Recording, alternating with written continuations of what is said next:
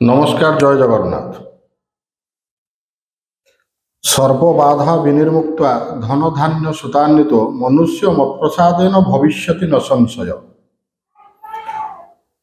दर्शक बंधु, शारदीय दुर्गा पूजार हार्दिक अभिनंदन। दुर्गा पूजार कौन प्रतिकार कले, क्यों प्रतिकार कले, क्यों ग्रह शांत हुअन्ति, आज तारी उपरे गोटे ग्रहर कथा मु कहिबी। राहु महाग्रह जदि जन्म पत्रिकारे बा जन्म कुंडली रे नकारात्मक प्रभाव देउथांती, तेबे दुर्गांकर पूजा कले बा दुर्गांकर आराधना कले राहु ग्रहंकर कोप शांत हुए। राहु महाग्रह विशेषकर मानसिक स्तर रे अस्थिरता करिबा, अचानक धन हानि करिबा, ऋणग्रस्त करिबा, रास्ता घाट रे अचानक भाव रे दुर्घटना रे पकेइबा राहु महाग्रहंकर स्वभाव होइताए।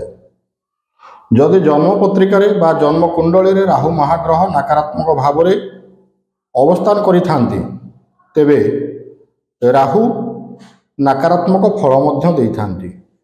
दुर्गा आराधना करिवा द्वारा, माँ दुर्गांकर पूजा अर्चना आराधना करिवा द्वारा, मंत्र जप करिवा द्वारा राहु महाग्रहंकर कोप शांत होइथाए बा से शुभ फल प्रदान करिथांती। तेबे दर्शक बंधु, शारदीय नवरात्र वर्तमान चलीची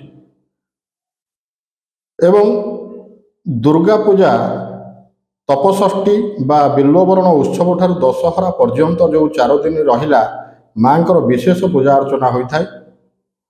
अष्टमी तिथि रे दुर्गांकर महाअष्टमी तिथि रे जदि आपण माने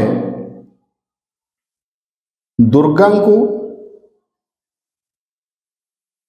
दुब, हलदी, अक्षत इत्यादि गोलई करी दुर्गा को समर्पण करती एवं दुर्गांकर सर्वबाधा विनिर्मुक्त्वा धन धान्य सुतान्वित मनुष्य मत्प्रसादेन भविष्यति न संशय यही मंत्र को 108 थर जप करती, तेबे राहुंकर अशुभ फल कटि जाई शुभ फल प्राप्त होता है।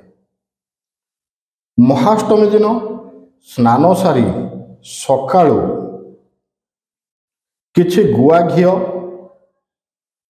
किछि मधु, दुग्ध, दग्धि, दधि एवं कंद बा शर्करा रे पंचामृत करी दुर्गा को स्नान करी दुर्गा को कला अपराजिता फूल समर्पण करी एवं दुर्गा निकटरे राहुंकर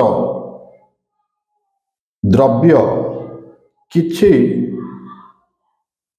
गहम को कला कपड़ारे बांधी एवं दुर्गा को समर्पण करी से गहम को पोटली बांधी जदि गृहर नैऋत्य कोणरे आपण रखिबे, तेबे गृह उपरु राहु दृष्टि कटिवा सहित घर परिवार मध्यरे जो मानकर भी राहु खराब थिवो जन्म पत्रिकारे से तांकर अशुभत्व दूर होई शुभत्व प्रदान करिवे।